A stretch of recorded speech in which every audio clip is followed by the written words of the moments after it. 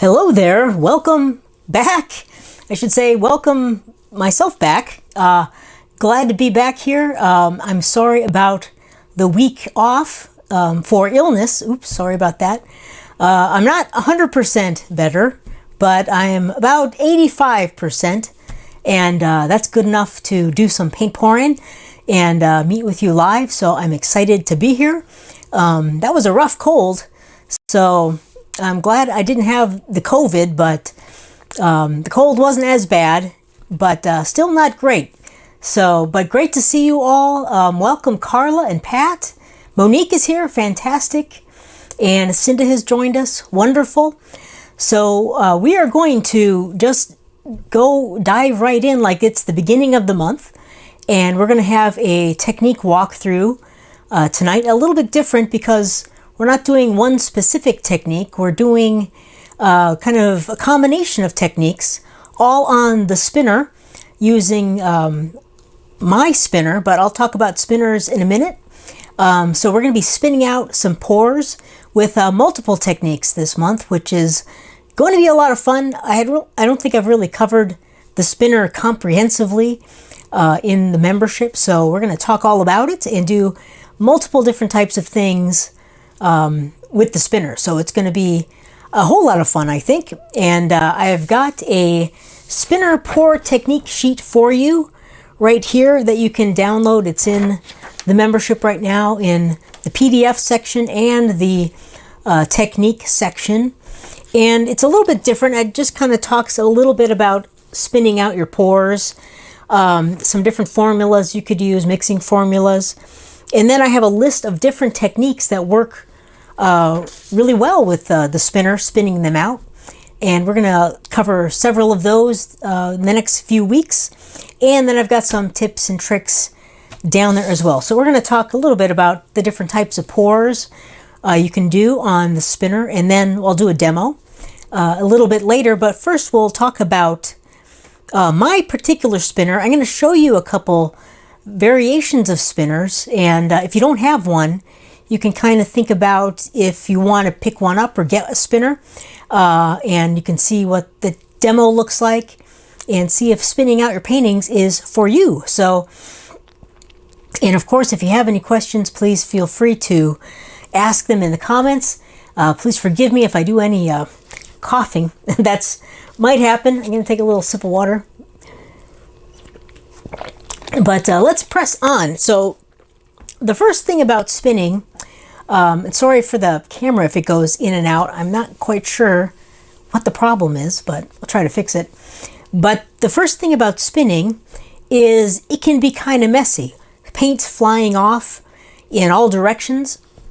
So you really have to think about where you'd want to set up your spinner and some kind of a protection or barrier just to contain some of the paint that's flying around. So I'll talk a little bit about my setup, and it's very simple, but people have used those what are they called? Dog baths, those expandable dog baths.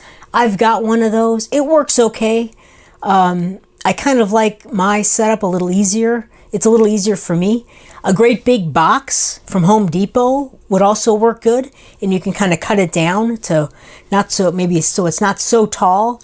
But what I have put together, and I've talked about this a few times before, I've got these very simple walls, this kind of barrier that I set up. Now the front one here that you can see, I use plexiglass for that. You don't have to do that. I did that specifically because these white barriers were messing up with the camera when I was filming. So I created this clear one so it wouldn't mess with the camera. You don't have to do that. So I wouldn't recommend that. These are simple walls that I've created, and it's using that plastic corrugated board that you can find at Home Depot or Lowe's.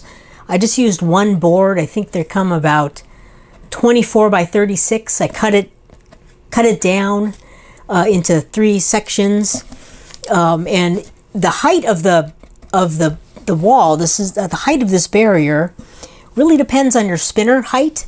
I have a very low spinner, but if you have a taller spinner, you probably want to raise the height of your barriers. I'll measure this for you, just so you know what I have. This is 8 inches tall, the height of my barrier walls. But if you have a little bit higher spinner, I'd probably go at least 12 inches tall with the barrier, or even higher than that. But these work really well, and all I did was staple them with just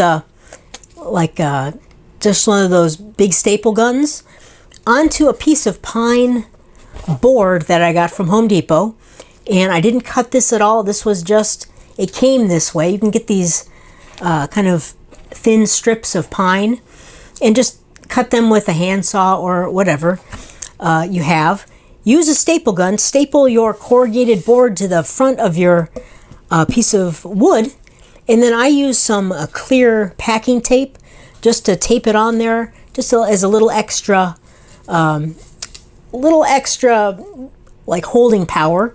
But that's really it. They're not complicated. They're very simple. I've used these many times, and they work great for me. So what I like about them is you can customize them to whatever height you want, whatever length you want. You just set them up around your table, and they're easy to take down, easy to put together. They work really well. Now, I made this kind of weird one for the end here that I can lift up. And again, you don't really need this. You could just use a fourth wall to set in front of you. I made this so it can kind of go up and fold down. Again, kind of for ease of filming, but you don't have to be that complicated. So, but what you want is some kind of a barrier just to protect your studio or whatever room you're pouring in, just from getting paint splatters all over the place. So that's a little bit about our barrier walls. Now let's talk a little bit about our spinners. And I'm gonna just flip the camera and show you mine.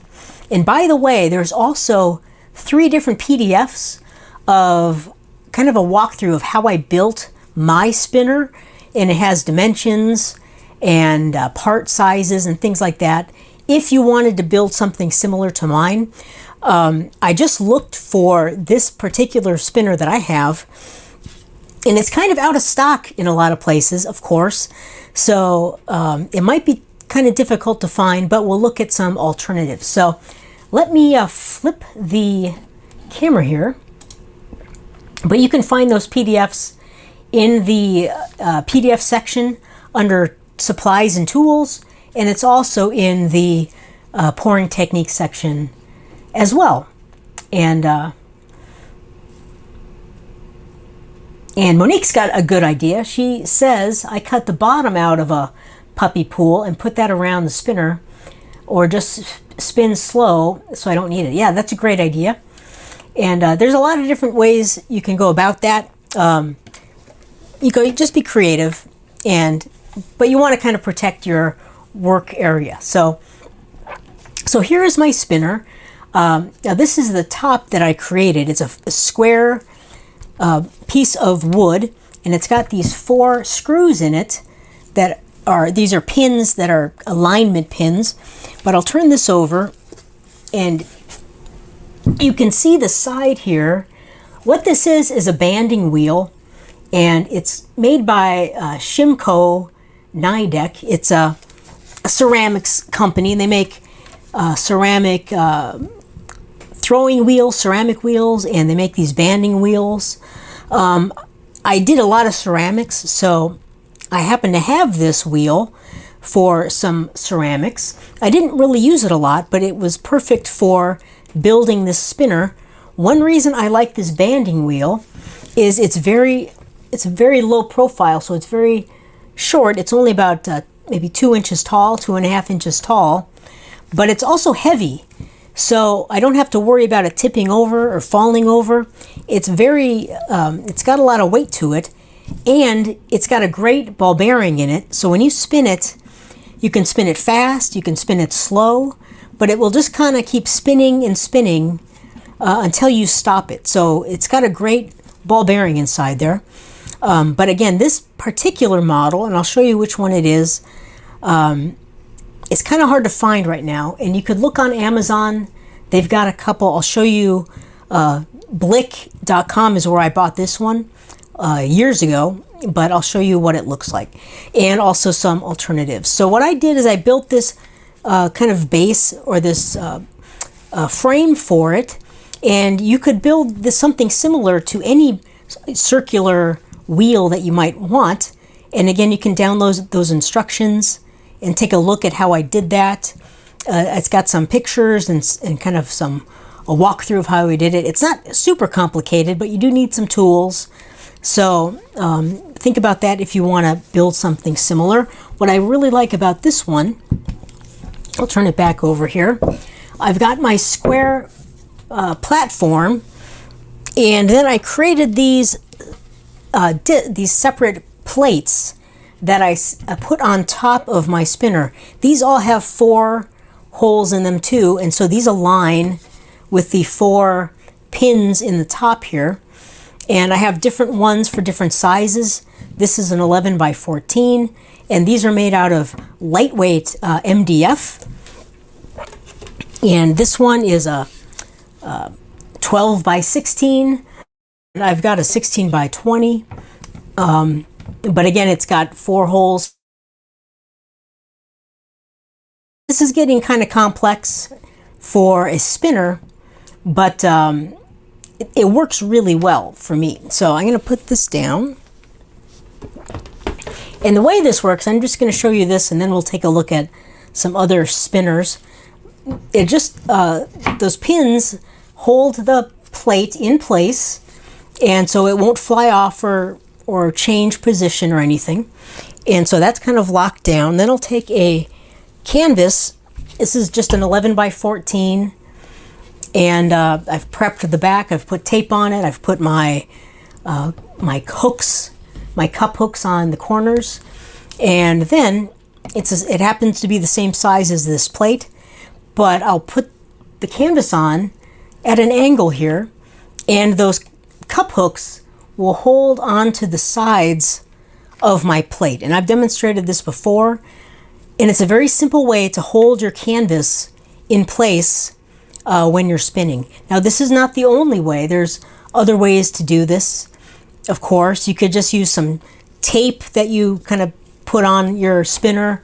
You could actually put Velcro on. There's all kinds of different ways to hold your canvas on your spinner. But this is just one way that works really well for me.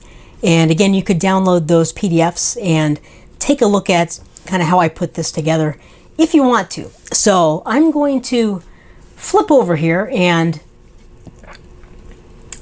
let's see, we'll take a look at some different types of spinners. First of all, I'll show you the one that I bought. I'm going to just share my screen here.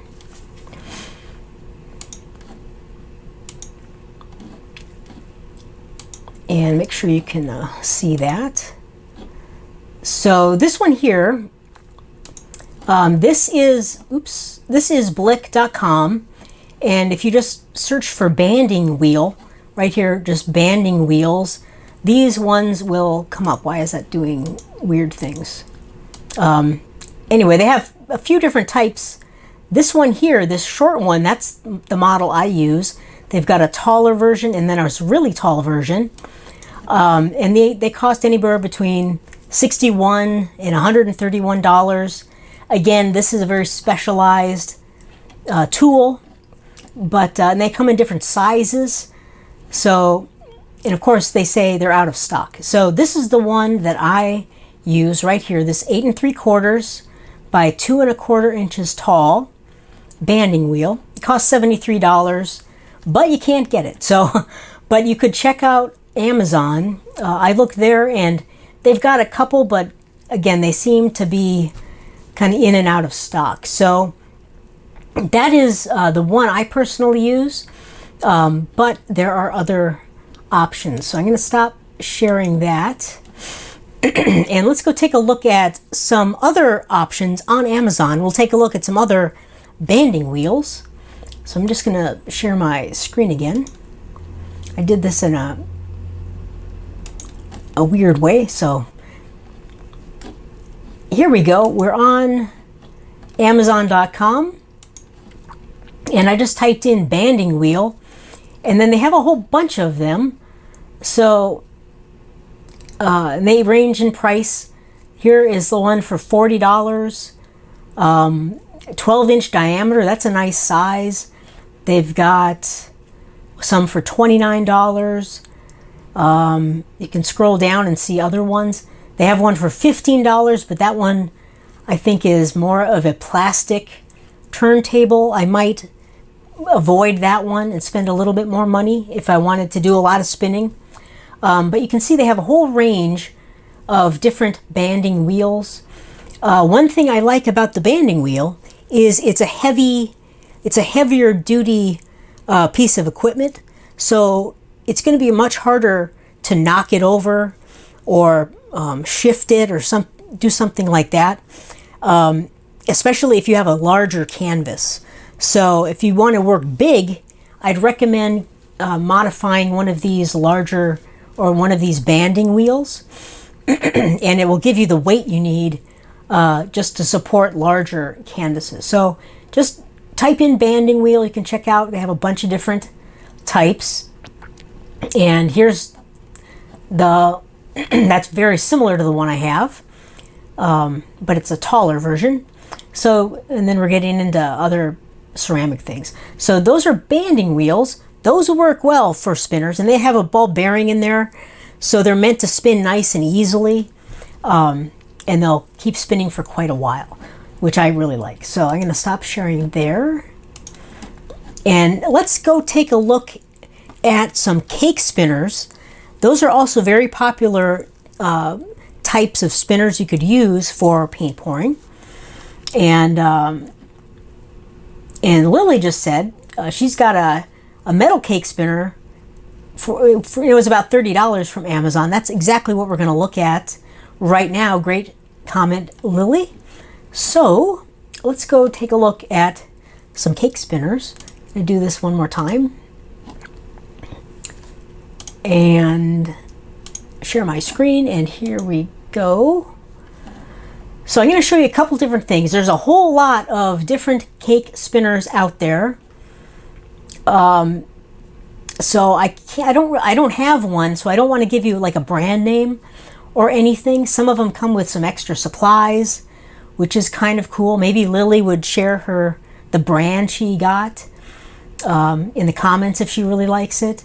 But one thing I want to show you is they're all round. This one I think is a very popular one. It comes with some tools. But here is a square one, which I like because it's very similar to the one I use. And so the only problem with it is it's quite large. It's a 15.5-inch, well, that's the length, rectangular turntable. So if you're working on anything like 12 by 16, 16 by 20, this might work really well for you, this Trademark Innovations. And you might also want to type in square cake decorating turntable, or whatever they call these, revolving cake stand. So they make a couple square ones. Most of them are round, but there's plenty of different ones to choose from. And I'd recommend probably going with the metal one. Spend a little bit more money getting a metal one. I think it'll last longer. It has probably a better bearing. It's a little heavier duty, like Lily mentioned, and that's similar to the banding wheel. And some of these are about the same price as a banding wheel. So I'll leave it to you to determine which type of spinner you want to get. But those are just some different options for you. A lot of you probably have a spinner already, but I quite like that rectangular one myself. So I'm going to stop sharing here and come on back. And let's talk a little bit more about the different types of techniques you can use on different spinners. And then Carla has a comment. She mentioned she bought a plastic one when she first started, and just to see what spinning would be like. And she said it was kind of slow, but she bought a better cake spinner about a year after that. So great, awesome comment, Carla. Thanks for sharing. So yeah, there's many types out there. You could do a little research. You could ask in some of the paint pouring groups. I'm afraid I don't have any recommendations for you because I have my weird spinner that I set up, but I'm sure lots of people will give you lots of different ideas on their spinner. But let's talk about some different types of pours that you can spin out. And one thing I like about the spinner, it's kind of an alternative to tilting.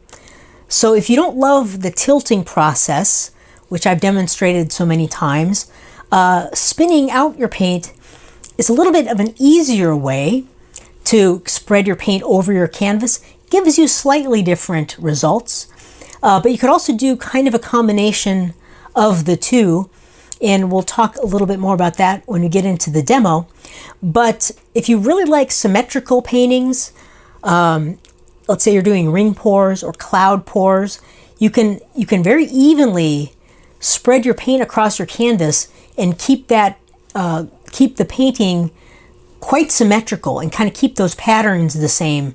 When you tilt it, all that stuff changes quite a lot, but spinning things out keeps it kind of a little more even and evenly spread across your canvas, which is kind of cool.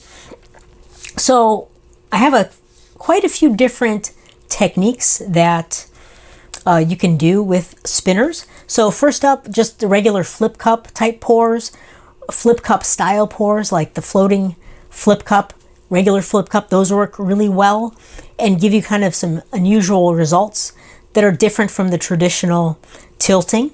Straight pours, ring pours are a great technique to use with a spinner, and again, you can get that kind of more symmetrical look to your paintings. Cloud pours, of course, work really well, and you can get some very beautiful cloud cells and shapes in there when you're spinning out your cloud pours. You can do direct pours or ribbon pours. I've done quite a few of those. Those are really fun to do, and you can get some cool compositions. And when you do ribbons and things, spinning them out will kind of expand them and can give you some interesting effects and designs. One that's very popular are bloom swipes, and of course regular blooms are very popular too. I don't think I actually put blooms on here, but bloom swipes are great to spin out, and you can expand those cells and get these beautiful cells and lacing in your paintings. Funnel pours or flip and drag pours are really fun to spin out too, and you can get some really cool negative space in those types of techniques. Pearl pours you can spin. I've done a few of them. They're a little trickier to spin and kind of keep your pearls intact, but you can get some kind of interesting results. Been kind of hit or miss with those, to be honest with you, but worth trying out if you want to attempt it. Open cup pours is what we're going to do with our demo. Those work pretty well too. And finally, I haven't really tried these at all, but Dutch pours or blowout pours, I think you could get some pretty good results with those. You probably have to be gentle with your spinning, and I don't recall seeing anyone spinning out Dutch pours. I'm sure someone's tried it, but maybe we'll give one of those a try in the next upcoming weeks. So I'll take a sip of water here.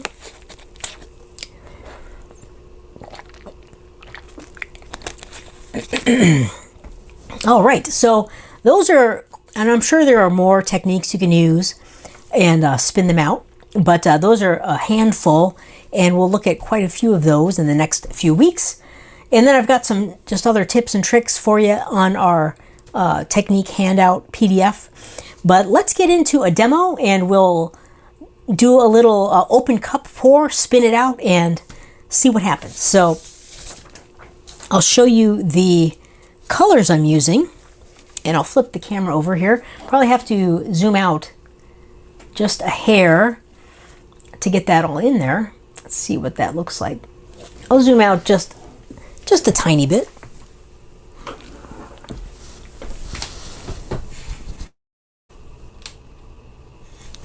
There we go.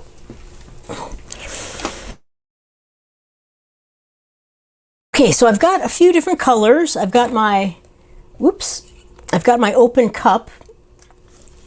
We've got a little lag there, it looks like. Sorry about that. But I've got a white that I have mixed, and I just used the Easy formula, and I used the multi-surface satin for my white.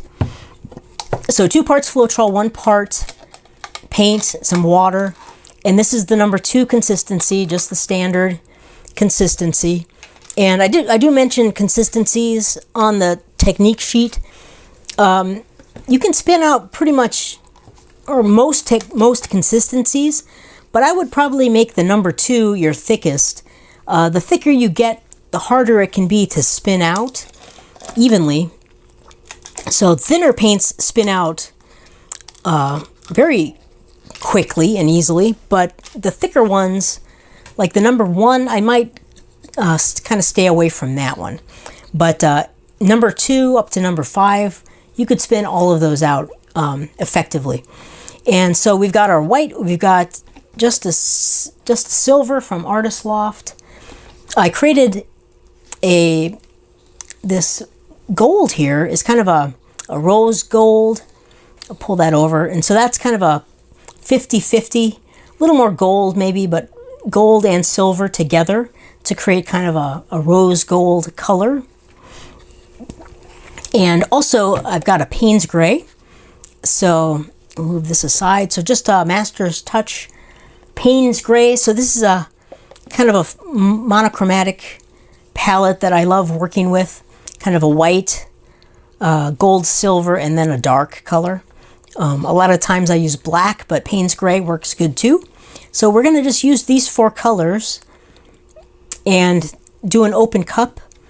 I'm going to use white as the base coat. So let's go ahead and get started. And one nice thing about using a spinner, it really helps to just maneuver your canvas around. That's why I quite like it. So I'm going to use just a little bit of paint here, just to put a standard, kind of one of my standard base coats down, and just spread that out. And it can be very thin. And then of course we're going to use our thicker puddle for our open cup. And then we'll talk about spinning and how to, if you want to do a combination of spinning and a little bit of tilting first, we can do that too.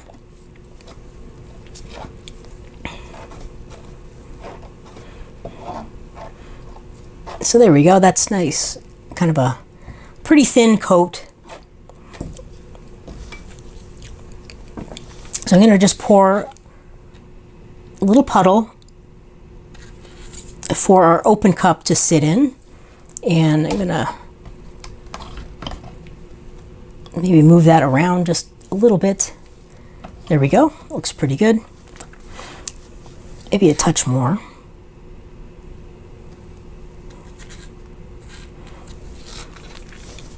All right, so let's add our open cup, and that's pretty bright. Let me lower that down just a touch. So you basically do the same, the technique doesn't really change in its execution. It just gets different when it comes time to do the tilting or the spinning. But we'll talk about that when we get there. So let's go ahead and add some colors. I'll add a little gold and Little Payne's Gray. I haven't done an open cup in a while. This will be fun to do one of these.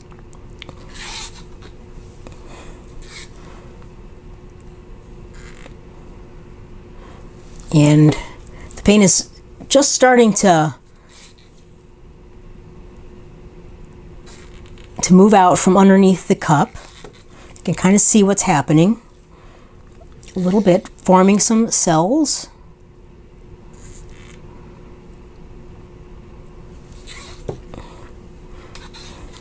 And with the open cup, we have to kind of estimate how much paint to use.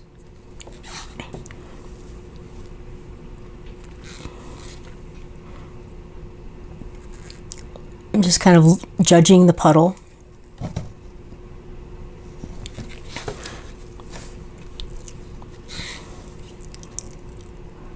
And as far as amounts of paint go, I would just stick to the canvas coverage cheat sheet pretty closely. As far as, I'd stay probably with the flip cup amounts, even with ring pours, although the ring pour amounts would work too. So, but just, you can stick to those relatively close. Okay, I think we're close here to enough paint.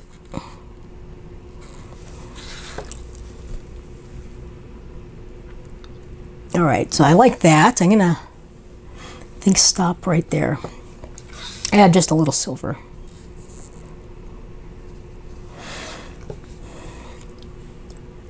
Yeah, maybe a little bit more.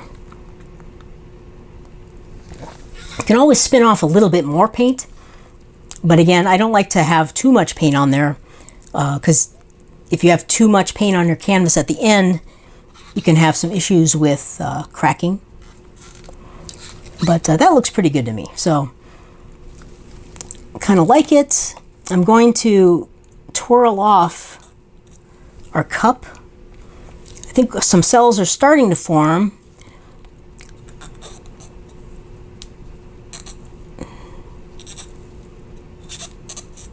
Just kind of twirling this around just to create a little more interest. Kind of like that. So there we go.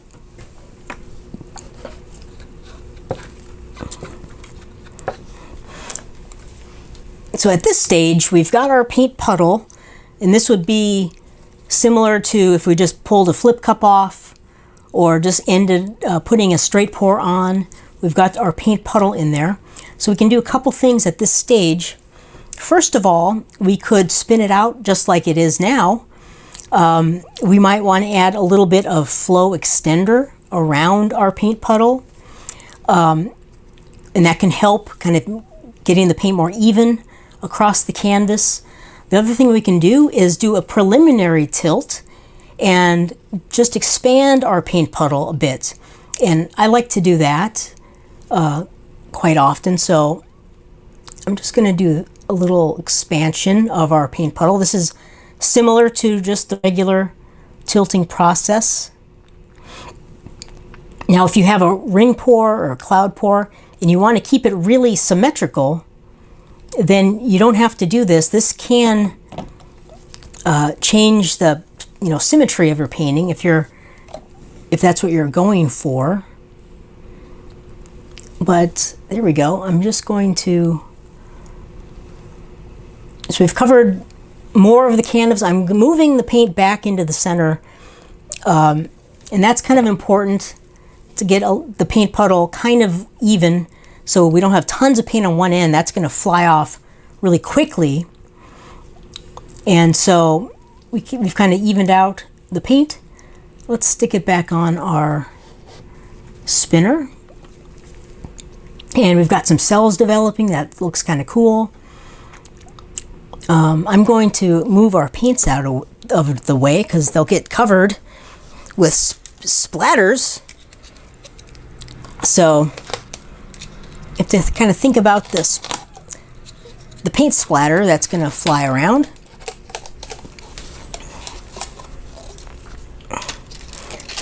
So just get these out of here, and then we will get to spinning.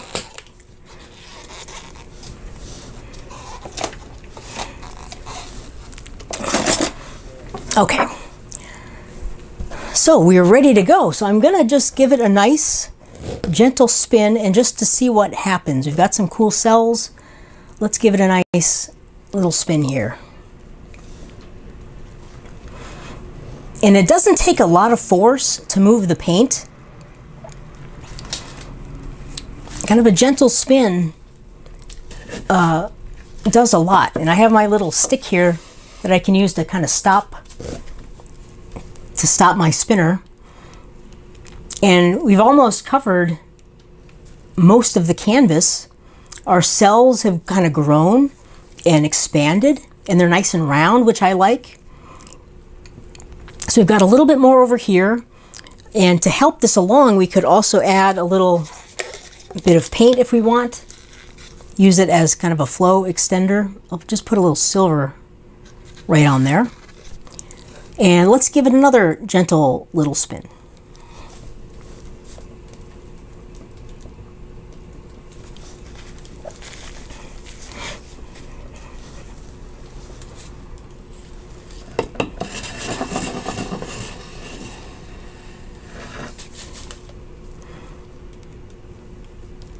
That's looking good. I quite like it. We've got just this little corner left. Everything else has been covered quite nicely. So we could give it another little spin, or we could remove it if we want and then do a little tilting kind of manually to cover that corner. And that can change things quite a bit. So I'm gonna, you can kind of test it out to see what would happen. I'm gonna give it another little gentle spin here.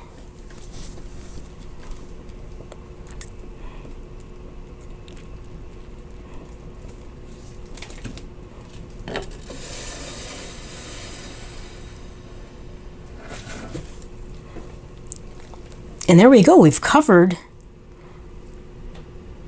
our canvas.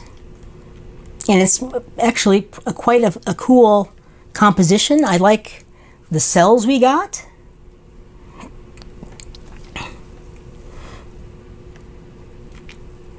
And actually pretty pleased with that. So I think I'll call that good. And again, with open cups, we get these kind of rings, these kind of concentric rings of cells oftentimes. This is a lot of the twirling of our cup, but you can kind of keep some of that that circular pattern, which I kind of like with open cup pours. We've got some cool cells kind of around the outside. You can see some of that gold peeking through there. So kind of a fun little demo, fun painting. So I'm probably going to just call that completed, and spinning goes pretty quick. So it's kind of another advantage. A couple of spins and you're pretty much done. So let's see, I've got a couple questions. Or Cinda's got a question.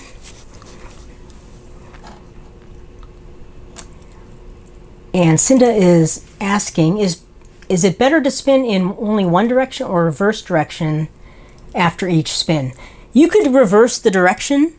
I've done that plenty of times. I don't notice a huge difference in the result. So I generally spin in one direction, but feel free to experiment. I don't think there's a huge difference personally.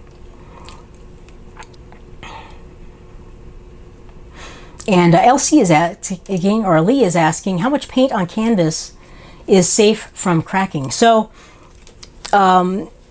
with open cups, they're kind of different just because we have to guesstimate the amount of paint we're pouring in that cup. But if you follow the canvas coverage cheat sheet pretty closely, you're going to be in good shape. You won't have to worry about cracking at all. So I would just follow that fairly close for either the ring pour amounts or the flip cup amounts. Either one works great. And If you go over that by quite a bit, then you really have to worry about cracking. But if you stick to that, you're in really good shape. I wouldn't worry about it at all, really. So, good question. Hopefully that helps. So, I'm going to turn this around here. Kind of like it that way. So, finally, once you're done, especially with my spinner, we've got to lift this up so when it dries, it doesn't stick to the spinner or stick to my spinner plate or anything like that. So lift it up and then you can kind of take a look at it. You could clean the bottom if you wanted to and move it over to another place, to your drying rack, and then you can go ahead and do another spin. And it does make a little bit of a mess, a little bit more so than, at least for me, makes a little more of a mess than a traditional tilting pour, but not too bad. And you can get some really awesome results. So, Lily has got a question, and let's see here. And Donna's, yeah, I'm not 100% yet, Donna. Thanks, but I'm feeling pretty good. So let's see here. Lily is asking, back to the spinner. What is the purpose of the 4 pins? That's a good question. Let me move my painting and I'll show you one more time.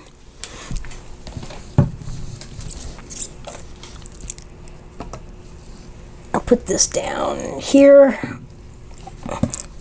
Kind of scooch my spinner over. So it's got paint on it, but if you pull this off, this is one of my plates. This is the 11 by 14 plate. So if I take this off, just kind of set it up here. Hopefully it doesn't fall over. I've got these 4 pins. The 4 pins are just so I can align these different size plates on my spinner. So here's another size. This is a larger plate.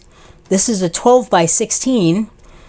And again, I turn it this way. So those 4 pins will go into these 4 holes here, and that locks it in place so my plate doesn't move, and then my canvas sits right on top of my plate. I've also got a plate that's 16 by 20. It's a much larger one, and so I can do larger paintings like that. So that's the purpose of the plates and the pins for my spinner. Hopefully that makes sense. If you take a look at those PDFs, I think that might also help you too. So let's see here. And hopefully that helps. Let's see.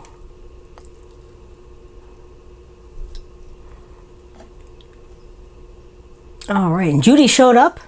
A little late, but that's okay. You can always check out the demo, Judy, or the, sorry, not the demo, the replay.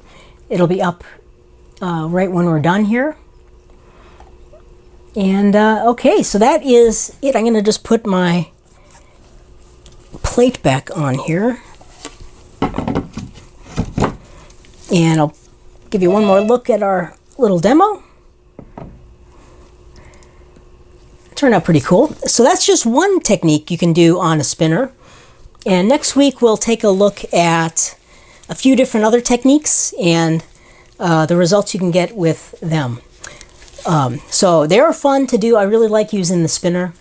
One huge advantage, I think, is if you're really into cells, if you love cells, you can keep these beautiful round cells and they spin out evenly and kind of stay circular, which I think is really, really awesome. So let's see, let me flip back here. And that is it for our walkthrough. Hopefully you found it helpful, a little bit entertaining.